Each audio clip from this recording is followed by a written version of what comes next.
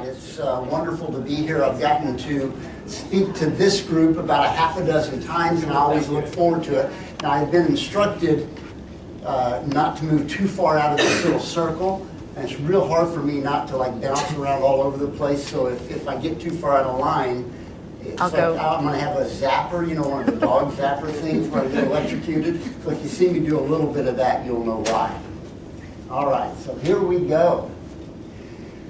You have all heard the saying from Woody Allen that asks the question, those who can do and those who can't teach. But what do those who can't teach do? Who knows the answer to that question? Well, those who can't teach PE. Right? That's an old Woody Allen saying. And I take it one step further, and I'll ask you, what do those who can't teach PE do? Well, the logical answer is to become a personal trainer. And my name is Greg Justice, and I am a personal fitness trainer. I own a company called AYC Health and Fitness. We're Kansas City's original personal fitness training center, established in May of 1986. So we are in our 32nd year of business, and we're just getting started. I also own a publishing company called Scripter Publishing Group, and we work primarily with fitness professionals. We have a couple of titles outside of the fitness industry, but primarily we work with fitness authors. And I also have a certifying agency called the National Corporate Fitness Institute. We do a lot of work in the corporate wellness space, and I certify trainers around the world to do it properly. And it is called the National Corporate Fitness Institute. Now, I'm also an author, and that's why I started my own publishing company, because I like to write books, and I like to share those books with others. And we're actually here to talk about one of my books tonight, a book called Where Fit Happens, which is the name of this presentation. And it was a #1 bestseller on Amazon and remained there for about 3 or 4 days. And so that is the speech that I'm going to give tonight, called Where Fit Happens. Now, when I talk to people about exercise, I get a lot of excuses as to why they can't do it. The 3 most common excuses for why a person can't or doesn't exercise: #1, I don't have the time. That's the one that I hear most often. And really the bottom line is here, they just don't take the time. Because we find things to do that we like to do, and we make time for it. So the second most common objection to why they can't work out is the location is not very convenient. And the last objection is usually, I can't afford a gym membership or to buy a lot of fancy equipment.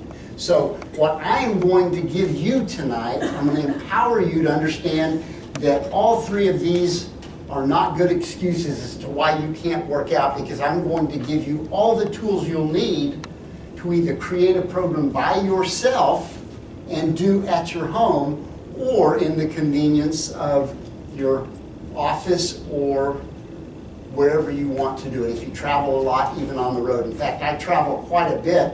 In fact, I'm heading out to San Diego here in a couple days because it's just too cold here. And so I've had enough of the cold weather. But when I travel, my entire gym is in my computer bag. And I'm going to show you what that looks like. Does anyone have any idea what this is? Okay. That's my cardio machine. And this is my home gym. That's all I travel with. And it's an entire fitness center.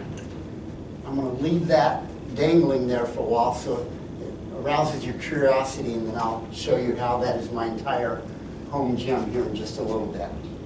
Now, when people do finally get to the point of where they're ready to exercise, once we've overcome all those 3 excuses, I get asked a lot of questions. And the most common questions I get asked are, what's the best way to burn fat?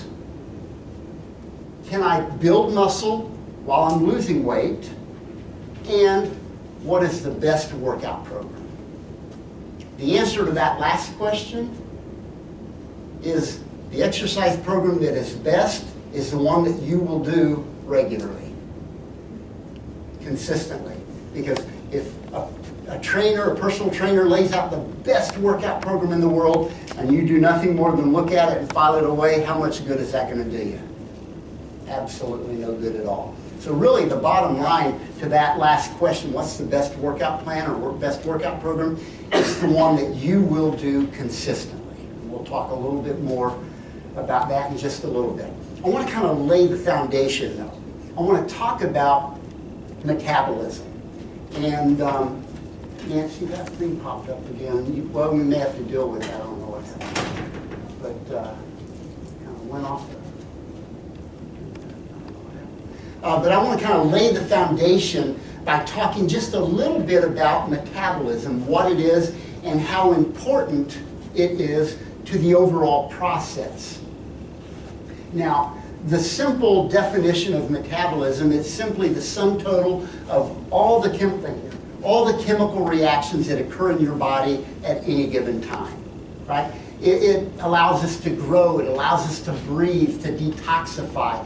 It is every chemical reaction that occurs in every cell of your body.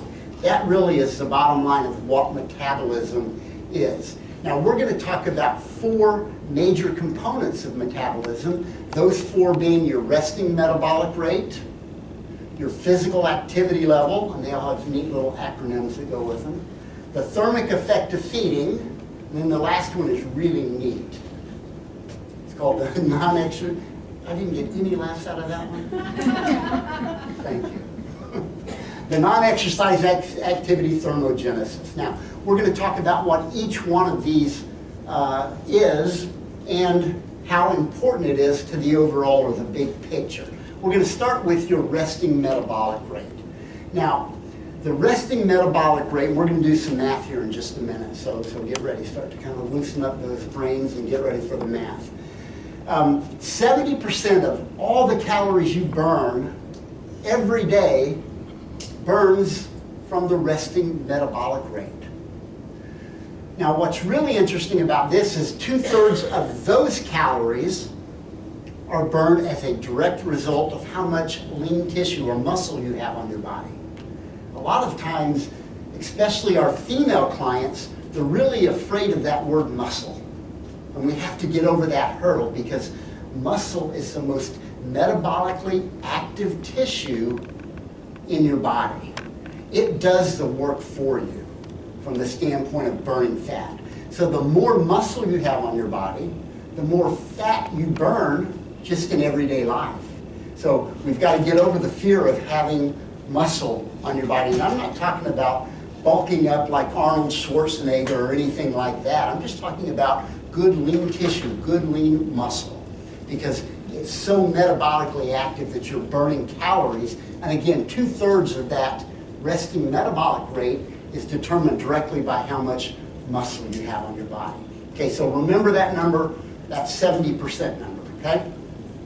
Because we're going to add that to the physical activity level on a daily basis. And 20% of all the calories you burn come as a direct result of your physical activity level. So we got 70 from the resting metabolic rate and 20 from the physical activity level. Now, I'm no mathematician, but even I can do that math. That's about 90%, right? You have 100% control of the first 2. Of your resting metabolic rate by how much exercise, how much lean tissue you have on your body. The physical activity level, when you're exercising, you have control over that. So far we've got control of about 90% of our metabolism, right? Now we're going to add another 5% through what's called the thermic effect of feeding. And what that is, and that's 5%, so now we're up to 95%. And this is determined by what your intake is, right, of your diet, what your nutrition looks like. Some foods take a little more to burn, to break down. Protein is a good example of that. If you're eating a good, clean diet, it takes more calories to break it down and burn, elevating that metabolism. So now we've got 95% from the resting metabolic rate, the thermic effect of feeding, and your physical activity level. Right? So we're up to 95% of your metabolism that you have control over. Now the last part, your hereditary, what your mom and dad gave you when they brought you into this world, if you're not happy with it, next time around, choose your parents more carefully. Okay? But understand that we've got control over 90 to 95% of our metabolism through what our choices are, through physical activity level, through your nutrition, your daily activity.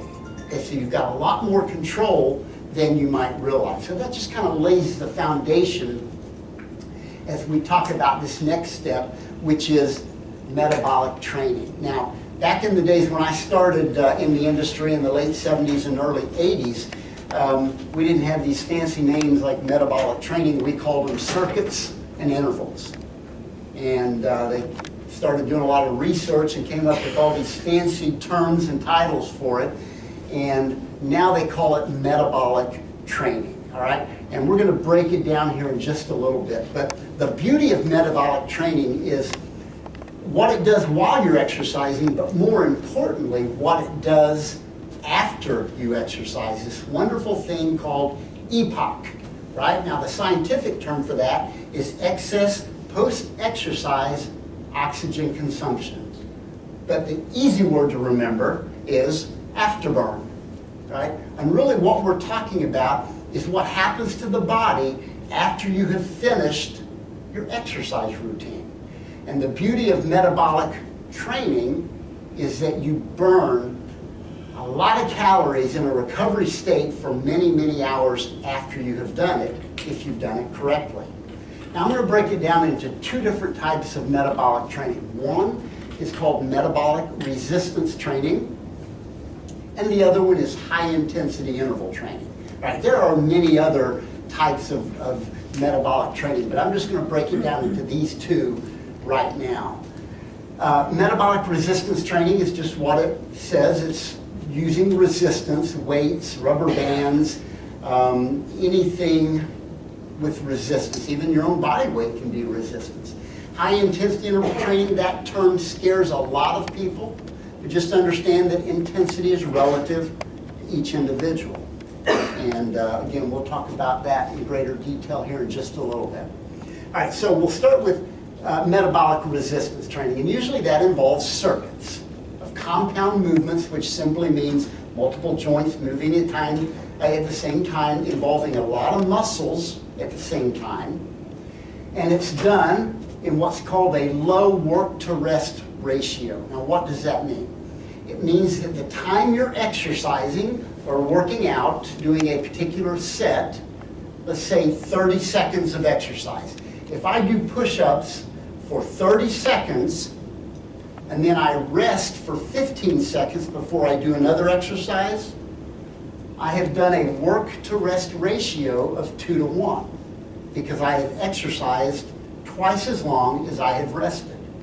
Does that make sense? 30 seconds of exercise, 15 seconds of rest or recovery, and then I start another 30-second cycle of exercise. So usually metabolic resistance training are incorporating resistance-type movements with a low work-to-rest ratio. All right, now, high-intensity interval training is a little more cardiorespiratory in nature, a little more cardiovascular, right? What we're doing there are doing short duration of high-intensity exercises. It could be running in place. It could be running on a treadmill. It could be doing jumping jacks. It could be doing burpees. Does everyone know what a burpee is? Some of you know what a burpee is? It's a full-body movement where you would, I'll give an example. You know, I've got my dress, my Sunday clothes on.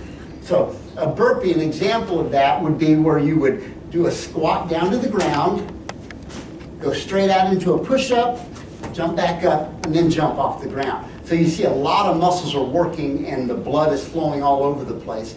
And we like that because it really gets that cardiovascular system going. Now the beauty of that is... Do another one. Can you do it again? Do it again? I've got one in me per... Okay, so again, we would do a squat down to the ground, into a push-up, back up, and then jump off the ground. Okay, that's twice my normal limit. All right, so, and again, it's a cardiovascular full body move. A lot of muscles are working together, and the beauty of it is you can progress, make it harder, or regress and make it easier. And I'll give you an example of how to make it easier by using a simple chair. So if I wanted to do a burpee, but not go all the way to the ground, I could simply put a chair in front of me, go down to that chair, jump out, jump back up, and do that. Or I can make it as simple as stepping out, stepping in, and reaching up. So I made a hard movement, very simple, and then to progress or get better, I would maybe get a step that's a little bit lower and go a little greater range of motion once I got used to this. So there are so many ways to make this one exercise real easy or real hard. So we're going to actually develop a workout here in just a little bit. Does that make sense, the nature of the high intensity interval training versus the metabolic resistance training? Any questions on that?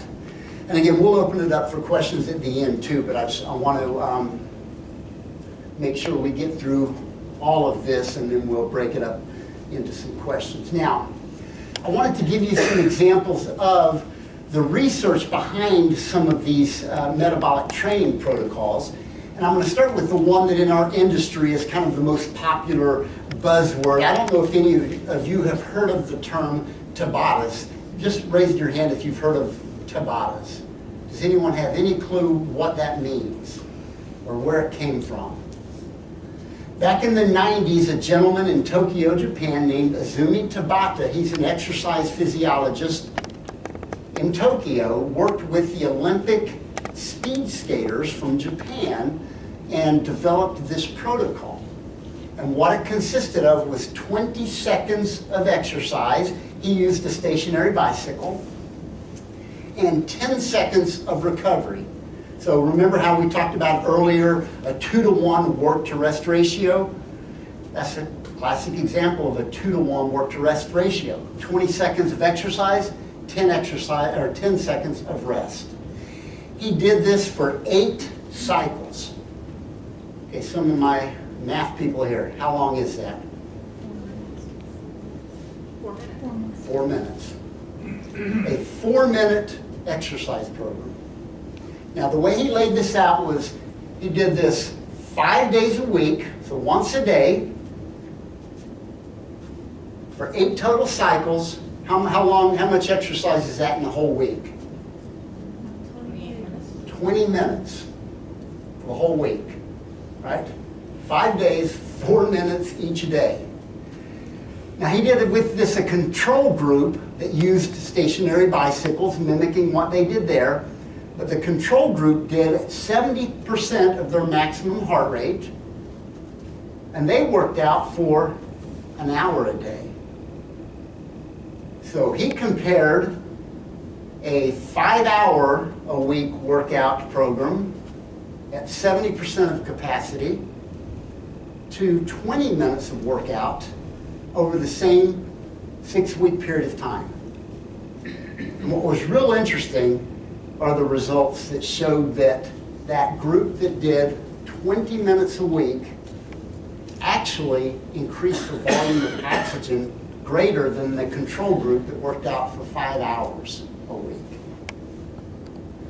And the Tabata protocol in that 20 minutes a week actually increased the muscle strength in their legs.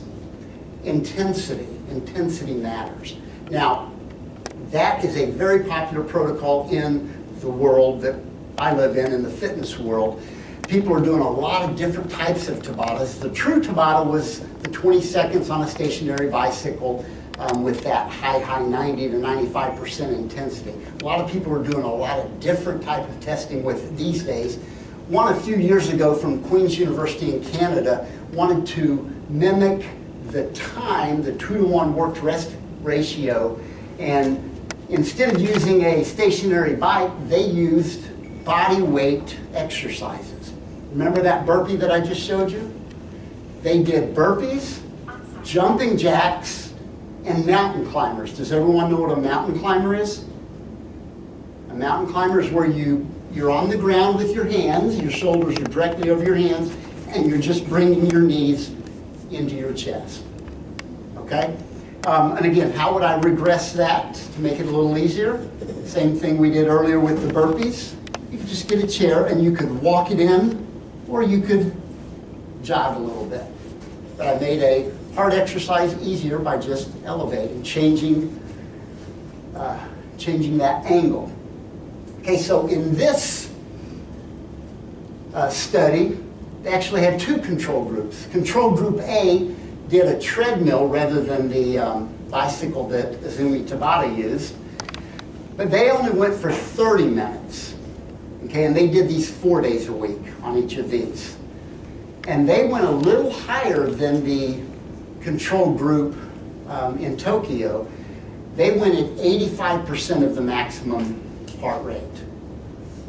The control group C, which a lot of people volunteered for, they basically just sat on the couch. I'm not even sure why they bothered with that one, right? But so they have the Tabata protocol with burpees, jumping jacks, and mountain climbers. The control group that did 85% max for 30 minutes on a treadmill. And the results came in very similar to what the original Tabata protocol showed. Both training groups, the 30-minute one and the 4-minute one, showed an aerobic fitness level increase of 7 to 8%. Once again, the Tabata protocol showed muscular strength that the treadmill one did not show. And interestingly enough, they also surveyed them on their satisfaction and enjoyment of exercise after that too.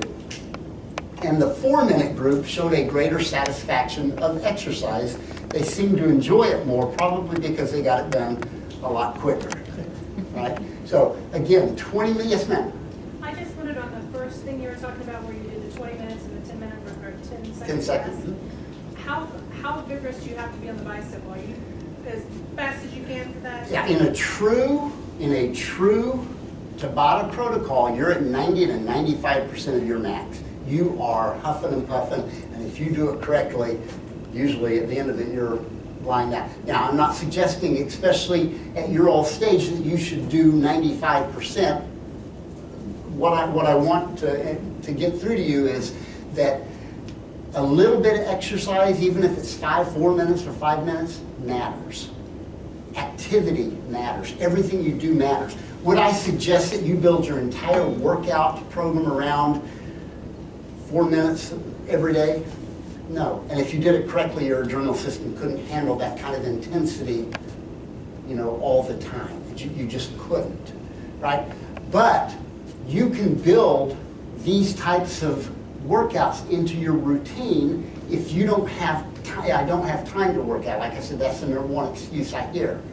But tell me you don't have 4 minutes that you can't do something in a day, right?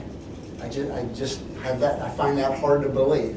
So I just want to empower you to know that you can do something, and 4 minutes can matter, does matter. Activity matters. So I always suggest, from the standpoint of true high intensity, first of all, you want to be clear from your doctor that it's okay to work out with not just this program, but any workout program. You want to make sure that you have clearance from your doctor. But that you can get a good workout in a short period of time. And we're actually going to build a workout here in just a little bit.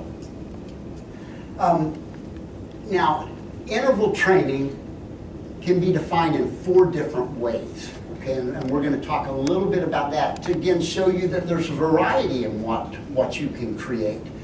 The first is called volume interval training, timed intervals.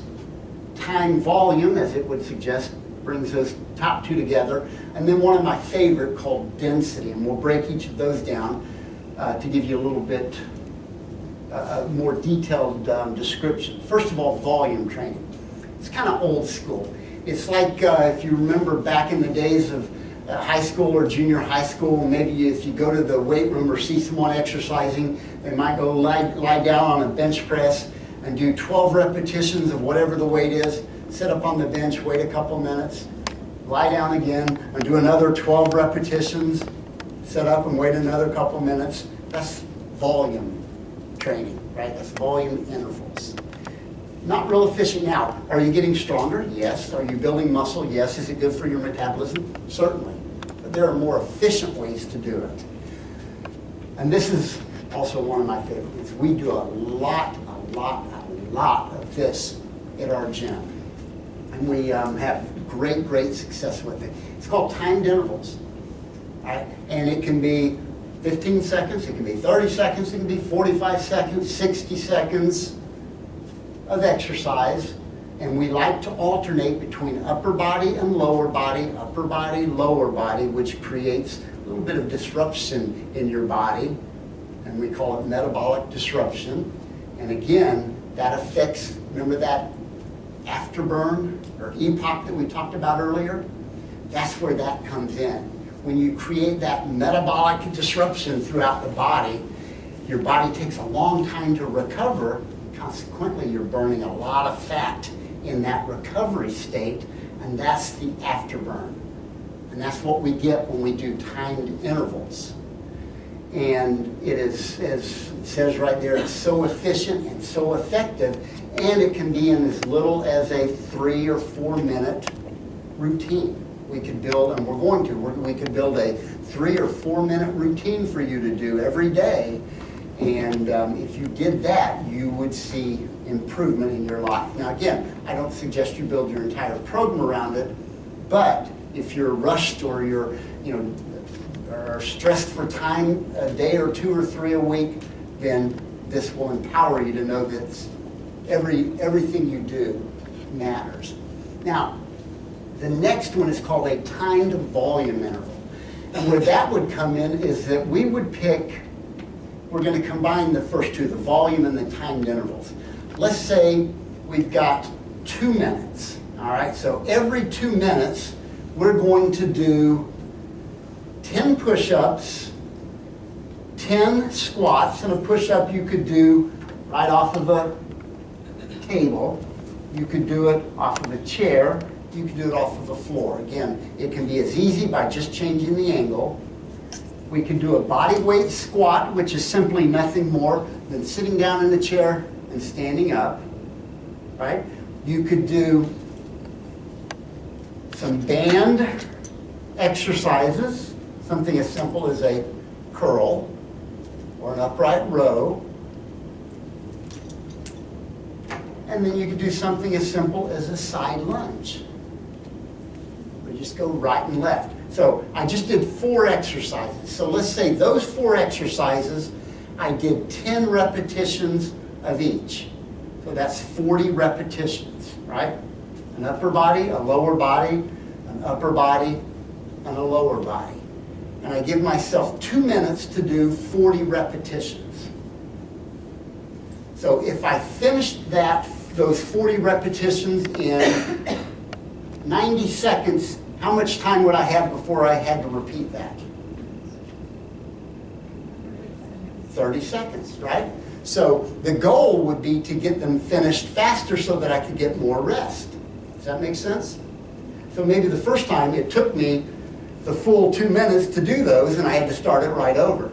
So the motivation is to get better, to do it quicker, to get more rest. Does that make sense? That's a timed volume interval. Now the last one I want to talk about, and we do this one a lot at our gym as well, density training. And again, this one is so efficient from the standpoint of burning fat and again, building that afterburn. What we do there is we pick like a 20-minute time frame.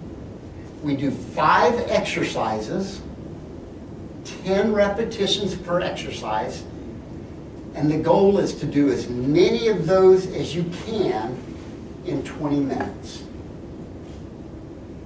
You can stop as much as you want, you can rest as much as you want, but the goal each time you do it, each successive time, is to do a little more than you did the previous time.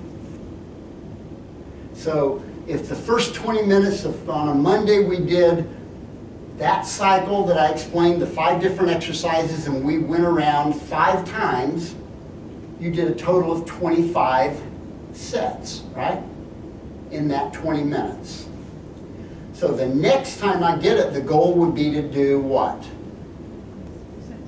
At least 26, because that tells us we got a little bit better. And then over the course of a month, if we did it once a week, we would hope to be somewhere maybe at 35 or maybe even 40 when we started the first time we did 25. So progressively, each time we do it, we get a little bit better. That's the goal of density training. Any questions on that? Does that make sense? Now, how do we tell if we're getting better? I just explained one way, by doing more in the same amount of time. But let me give you an example.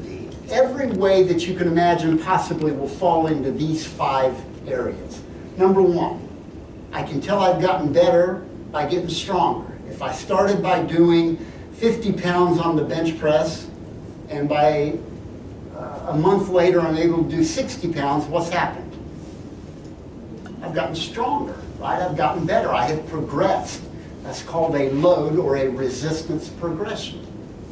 Now, let's say in an example of that density training, I went from 25 rotations up to 40. That's called a time or a tempo progression because I've done more in the same amount of time.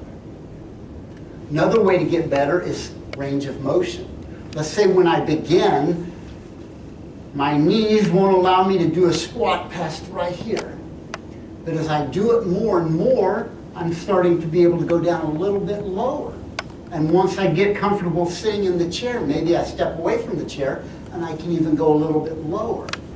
So I'm working the muscle greater by going through a greater range of motion. That's another progression. Another example is stability. Anyone have any idea of what I'm talking about there? A stability progression. An example of that, if I start to do a push-up, I don't have to worry about the floor moving, do I? Usually, unless I get an earthquake or something. So an example of a stability progression is once I get used to doing that on the ground, let's say I lift one of my feet up and I'm doing the push-up. Now I've got a little less stability than I have with both feet on the ground. How many of you are familiar with a Bowsid ball? It's that half ball that sits on a flat base. Those are great stability progression exercises because what you can do is turn that Bowsid ball upside down and do push-ups on that, and all of a sudden you're having to stabilize where you don't have to on the floor. That's another way to get better. Add something unstable to that same movement. Finally, integration. What I mean by that is adding something else into the basic movement that you've gotten pretty efficient at. An example would be the push-up again. So if I'm doing a push-up and I integrate what they call a spider push-up by bringing my knee in, I've integrated 2 movements into one. So every way to get better with exercise will fall into one of those 5 categories. Make sense? Okay, now, I get asked this question a lot too. How do you keep time? How do you know when it's time to change? What I use is this very first one. I'm going to give you an example of 3 different ones. And actually, if you go onto your cell phone now, and either in the iTunes store or the Play store on your Android, if you type in exercise interval timers, you will get about 1,000 options. A lot of them are free. Now, I use that first one, and I'll show you what it looks like. It's called Tabata Timer, and it's great for when you travel. That's the actual app. And the beauty of it is that you can build the time This one happens to be a 3-to-1 work to rest ratio. So it's 30 seconds of work, 10 seconds of rest, and I'm going to turn this up. And all you have to do is push that.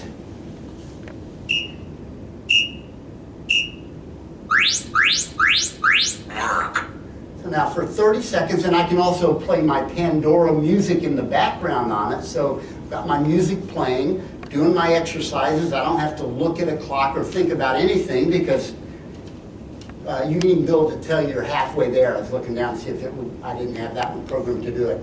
But you'll see here in about another 8 seconds, it's going to beep down to let me know that 30 seconds is up. So I would stop that first exercise, transition over to the next one, and I know I've got about another 3 seconds. As simple as that. And then it'll tell you at the end of it, it'll just tell you, cool down.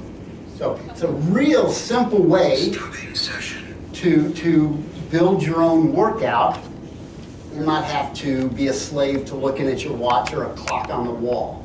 It gives you all the instructions right there.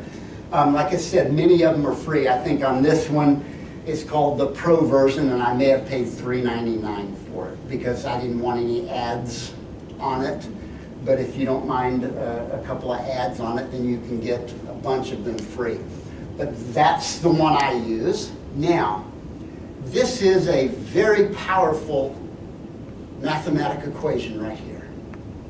Whatever it is you do as you build your workout program, it's important to understand that simplicity plus consistency will equal success. This isn't rocket science. It truly isn't. Exercise should be something that you enjoy, that is simple, that you don't have to overcomplicate things. And as long as you do it regularly, consistently, I promise you, you will see results and you'll have success in the long run. Now, this is an example of, we're going to build a workout here. We're going to build through a template a 30-15, which is 30 seconds of work or exercise, and 15 seconds of recovery. Now, I'm going to show you, this is actually a video, but we're going to skip the video and go right to the template of how to build an exercise program. Now, also, we have this entire little booklet thing that we're going to send to each of you, okay? And it is the template here. I just want to show you how simple it is to build your own exercise routine. So you will all get a copy of this in PDF format. If you have put your email on that thing, we'll send it to everybody who put their email there. Here's your build your own workout template, 30-15, 6 exercise circuit. You'll see, I've laid it out very simply by the type of movement. The first one is a lower body double leg exercise. Okay, so let's break that up. Where's your lower body? Up here or down here? Okay, so that's a good start. We know it's from here down, right? So now a double leg, which means we're going to keep the legs both moving. What would be an example of a lower body double leg exercise? Good answer. Squats. Now, one thing I've given you a lot of, and again, it's all in that PDF you're going to get. I give you examples. There's double legs, so you can choose from that. You can build your own workout. We chose a squat. Simply sitting down and standing up, right? That's the first exercise. Now, the next one, we're going to go from the lower body to the upper body, an upper body pushing exercise. What's an example of that? Push-up. See how simple this is so far? And again, I've given you examples, upper body exercises here, all the pushing ones that you can choose from. There's some pulls that we'll get to in just a little bit. Now, we've got a lower body, we've got an upper body push.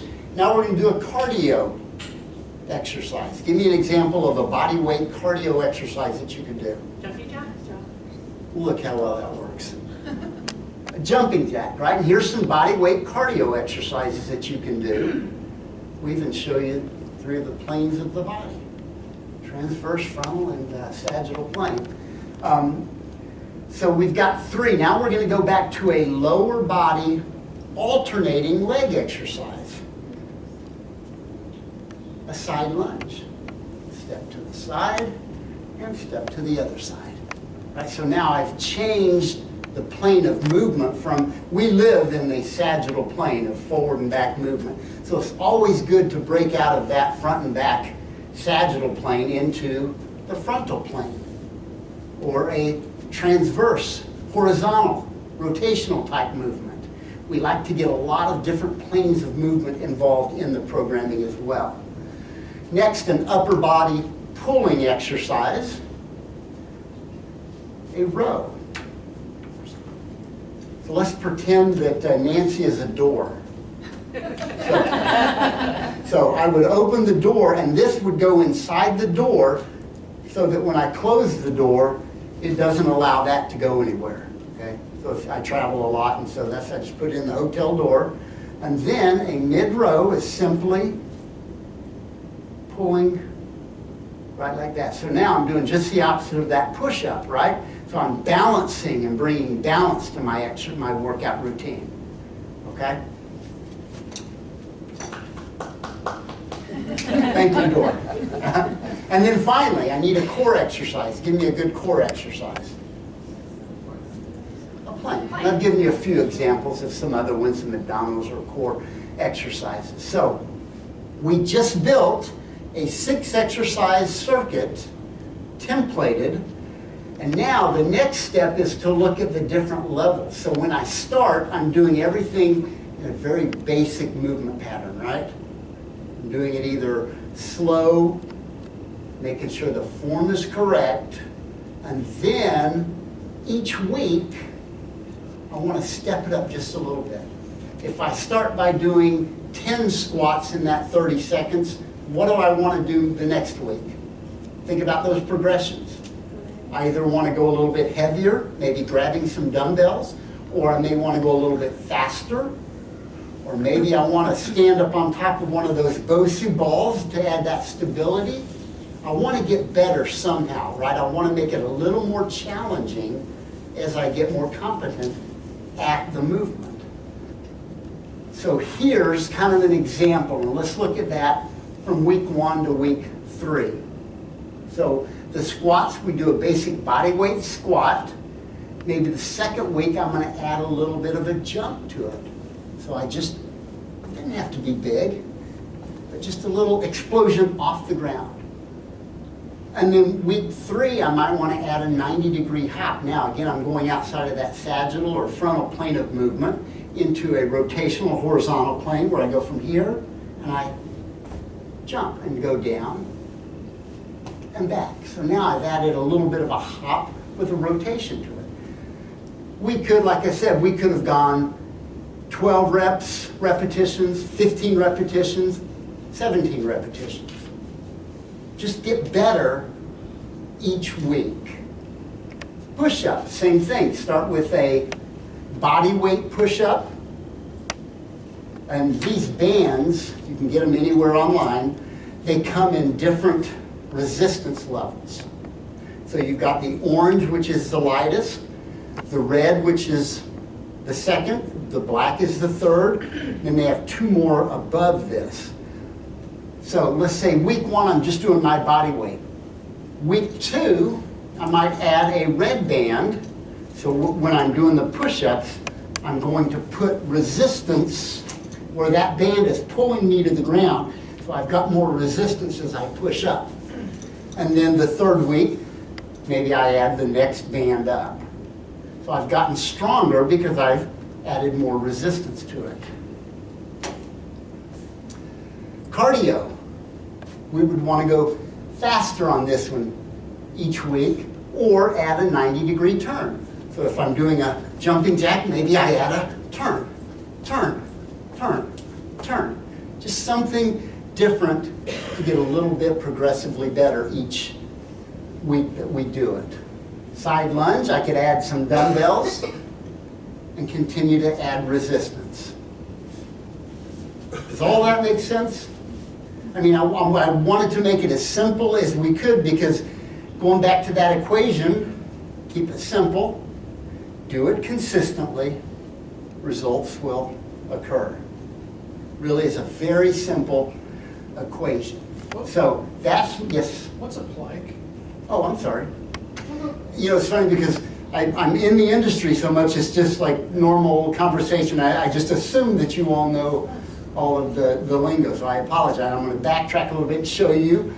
A basic plank on the ground would be either on my hands where my body is in a straight line, from my shoulders, from my hips to my knees to my ankles, or I could put my elbows on it and bringing my navel toward the spine. Now, how could I make this easier? Change the angle, right? I could change the angle. So now this is easier than being on the ground. This is easier than being on the ground because I've changed the angle. So you're just holding that position? You're just holding that position. Now, how can I make it harder? I can add what's called a dynamic component to it. So if I'm here and I want to make it harder, I can do what's called a dynamic pillar plank where I go up, up, down, down, up, up. Now the key on this is not to rotate the hips. And that's the tendency on it. You'll find that a lot of people, as they do that, they're getting momentum into it. But the key is to stabilize it, keep the hips still as you're going up and down. So I can make it easier, changing the angles, make it harder, adding the dynamic component to it. That make sense? Yeah, yes, thank you. Okay, so that's my contact information. If you have any questions, I'm going to answer now.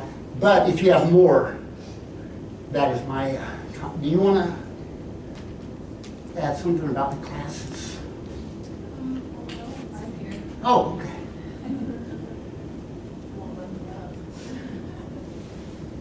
All right, so now, each of you as you came in should have gotten one of these. Did everyone get one of these? Okay, yeah. If you didn't, they're right over here. This is Ellen Breeding. Ellen teaches this class. We do it on Tuesday evenings at our gym at 78th and Mission Road. I'll let Ellen tell a little bit about the class and what we do. Okay, so basically the workout that Greg explained to you, we do different variations of that workout. So you come in, it's a 30-minute class. You can come a little early and warm up on one of the pieces of equipment in one of our studios. And I do a 3 to 5 minute warm up with you, a little dynamic warm up where we're just marching, do some arm circles, some reaches, and kind of get your joints moving and get you all warmed up. And then I'll go through each station. Usually we have stations set up unless we do some other form of like a density workout or some of the other ones that Greg explained. Go through all the progressions and regressions of each exercise so that you all are comfortable with what we're doing. And then we turn on our interval timer music, and you guys will rotate through the stations or do the exercises. I walk around, make sure that everyone has the proper form in the exercise and they feel comfortable, or if they need any extra help, we do that. And it's really fun. Everyone, we play fun music. Nancy usually, yeah, Dan and Sherry over there, they've been coming for a while. And it's just it's a fun, nice thing to do in the evening. After we get through all the stations, we've got, take a water break, and then we do some stretches, and some people hang out and socialize a little bit afterwards, and then you're done. So 30 minutes in and out, and you've had your metabolic workout. Your EPOC after the workout will stay up, so it's a good way to spend a Tuesday evening. And we do offer other classes during the week, so if you get comfortable, we have a few people that have gotten comfortable with that they've joined some of our other classes of the same amount of time. We do basically the same thing in those classes. Sometimes they're a little bit more dynamic.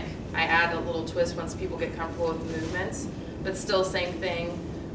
Go over all the progressions and regressions of the exercises. So you guys should come try it out.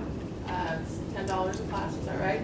So $10 for the Tuesday night class, and you can sign up online or call us at the studio if you have any questions. And if you are still not completely comfortable with it or have questions, you can just let me know that you might be there early, or Nancy will be there, one of us will be there, so we can kind of go over some stuff and make sure that you guys have everything you need. We're good to go with it. On the flyer, it says at the very bottom, to your first class is free. So if you gave us your email, I will then email everybody tomorrow and give you a code that you can enter to get your first class free, and you can sign up online. And then our phone number's there. If you have any questions, just give us a call, or we can sign you up. But I'll send you everything you need tomorrow. And if you have any knee issues, hip issues, shoulder issues, just let me know ahead of time, and I'll make sure that we accommodate any of that. Because even in our regular classes, we have a lot of people who have injuries or have really bad arthritis. So we make sure, instead of doing the plank on your hands like this on the chair, you can do it on your elbows to avoid any wrist strain if you've got arthritis or any issues like that. So we can work with anything. I had a client with a broken foot that came in, and I still worked her out twice a week. Just worked around it. Yeah, that's what we were talking about earlier, about every movement has a progression to make it harder and a regression to make it easier. So a push-up is a push-up, but we can make it as easy as needed based on orthopedic issues or lack of strength, or as hard based on how well conditioned you become. So whatever the movement, we can make it as easy or as hard as needed individually as you need. Now, earlier I showed you my entire traveling gym that I keep in my computer bag, and showed you a little bit about the machine that I use here, of how I hook it into the door, and come be my door again. Okay, so once that's hooked into the door, I showed you how I did the exercise here. If I wanted to do a bench press, I would just step out and do right here. And the beauty of resistance like this, the band resistance, is I can go from elastic to plastic depending on how far out I go. So I can change the resistance. So even in the middle of the set, it's like, okay, that's a little too easy. I can just step out a little bit further. And then as it gets toward the end of the set, I can even back up a little bit if it gets too heavy. So that's the beauty of training with things like this. You can also use this in jumping jacks to make a basic jumping jack a little more difficult. So I can have a resistance cardio exercise with this too. Or come be my door one more time. Or we do a lot of this type of training where we get resistance in a jog. We can walk out. This is so good for balance and fall resistance training. We actually work with everything from 95-year-old people all the way down to professional athletes. Everyone in that range, we use these, and we use that drill that I just showed you there to learn how to balance, to react to that imbalance. Now, did anyone get this figured out, what this is? Yeah, what this is a jump rope. Now, this came to me about 25 years ago, one of those light bulb moments. I had an 85-year-old client who used to be a boxer, right? And every year we would do his age in push-ups and do a lot of jump roping. Well, he got to the point where he couldn't jump rope as he used to when he was a boxer. So I created what we call a faux rope, a fake jump rope. And what it is, it has the true weight of a normal jump rope, but I can do it as simple as marching, or I can do it like a regular jump rope, crossover, and it feels like a true jump rope. I just don't have to worry about tripping over it. So you can do it as simple as walking or jumping. But that's what this is, a faux rope. Okay? And the cool thing is you can make these, we literally make these, we've made probably 1,000 of them over the years. We use them a lot in our corporate programming, and it simply is, when it came to me, I was running around the track at Shawnee Mission East, and they were playing tennis above, and all of the balls were flying over, and literally it was one of those light bulb moments where I was thinking, I could cut jump ropes, put a little hole in them, use that as the weight, and it would feel like a true jump rope. And I went home and poked a hole in the tennis ball, cut a jump rope up. Now, I get mine usually at like Marshall's or TJ Maxx because they cost like $3. And I cut them, and I find these tennis balls at Shiny Mission East. Too cheap to go buy tennis balls, right? But poke a hole in it, and I'm going to pull this apart just so you can kind of see. Now, when I started creating, I did it just on the top end. As it started to wear, the balls went flying off. And it was real dangerous, right? So now, we actually go through both ends, and we go to Home Depot and get these little clamps. So it goes all the way through, and then we have the clamp thing so it can't go flying off. It's interesting when it goes flying off, but it can be dangerous. So that's why we now go all the way through. And then clamp it. I'm sorry. Yeah, do you have a patent on that? I actually do. Have you been on Shark Tank? One of those things, I have a lot of different things going on, but yes, I do have the patent pending on this. Yeah. So one of these days I'll actually do something with it that's So can we another just buy things them going from on you? there. Do you What's sell that? them? I don't, just from a liability standpoint, but I want to empower you to know how easy it is to make these yourself. You can make one and we can give you a donation. There you go. Give me creative. Yeah, but just understand that this is very simple. Poke a hole in a tennis ball, you know, clamp it off at the end or tie a big knot. Yeah. Exactly, that's what this one is inside here. Just tie a big old knot and put a bunch of tape around it. But I created it just to help one of my clients be able to continue jump roping into his 80s and 90s, and it worked. Now, I know I threw a whole lot at you tonight, so I want to, if you have any questions, now is the time. If you don't have any now, but something pops in your head later, feel free to reach out to me anytime. Yes? Can we go back to the slide where you show Sure. the workout that, okay. So Yes. let's say we're gonna do this workout, Okay. okay? So I'm gonna do 30 seconds of squats, Just get a chair, and do 30 seconds of them, then I'm sit gonna down and rest for stand up 15 for 30 seconds. What's that? Okay, I'm gonna sit down, stand up for 30 seconds, then I'm gonna rest for 15 seconds, then I'm gonna do my push-ups for 30 seconds. Correct. Rest for 15. Right? How many times a week? With what you don't want to do is do the same muscle groups day after day after day, right? So I would do this like every other day, maybe Monday, Wednesday, Friday, or at least 2 times a week, maybe a Tuesday, Friday, 2 times or 3 times a week, alternating days. Once you do the 6 exercises, you get 60 seconds of rest. So you do your 6 exercises in that 30-15 format, you rest a minute, and repeat. You do 4 of them, how long is your workout?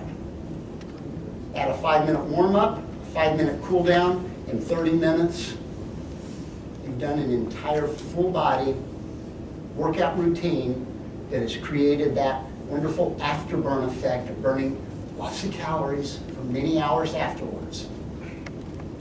Yes? I do this every day, but I change up the exercise. Yeah, that's why I say you don't want to do the same. You wouldn't want to do push-ups, and because you, again, with the push-ups, we want to start getting better. We want to start getting stronger, right? So you would want to give the muscles enough time to recover before breaking them down again, because what you are literally doing when you're doing resistance exercise is pulling that fiber apart muscle, and then it builds back microscopically stronger each time you tear it down and recover, tear it down, recover. Yeah. So that's fine that you're changing the exercises. I love this workout. Yeah. I mean, it's efficient, it's effective, and it's simple. It's not boring. People, yeah, I can't tell you how many times people will come in and just overcomplicate and they start battling in their own head. You know, it's really not, it's not that difficult. Yes. So you would, like, pick, I want to do 30 squats in 30 seconds. I mean, you've got to put a number on it? Or Well, again, let your body dictate or you're what's just- right initially. And that's why I say use a chair initially. And all we're doing, especially when you begin anything, start real basic. A squat is nothing more than sitting down and standing up.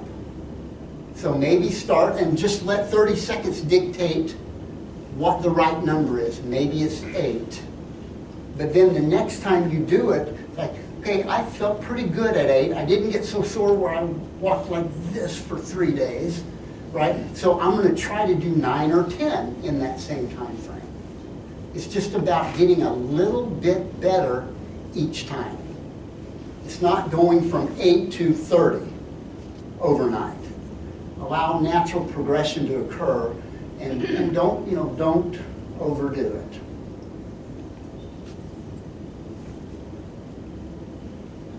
Any other questions? Yes. The resistance band with the part that goes in the door, is there, you said get those online, but what would I look for? You could go to, I have a friend in Wisconsin who has a company, and that's where I get most of mine. It's called resistancebandtraining.com. Very creative for resistance bands. resistancebandtraining.com. And you can get those. Now, this little thing that goes in the doorstop, you can get these, I'm trying to think if Target, I think Target has these. And they come in all different forms, and I like this one because it's a little bit bigger. They have some that are smaller, looks like a knot. I just feel more comfortable with this one, kind of spread a little wider. And it's just got the little hole in the end. You just stick it in there. Door jam straps. Door Jam straps are bottom at Fitness First. Okay. If you Google that, door jam stops. And they cost, I think, $3 or maybe not in. They see how easy it is to hook it on there. But I've got my whole traveling gym and my treadmill right there, and I travel with it. It stays in my computer bag, and will join me in San Diego this weekend. It's 83 and sunny there, I checked. So that hopefully gives you some empowerment in creating and building your own tools, and you don't have to go to a fancy gym or get a personal trainer, but you could. I've got some suggestions for you there.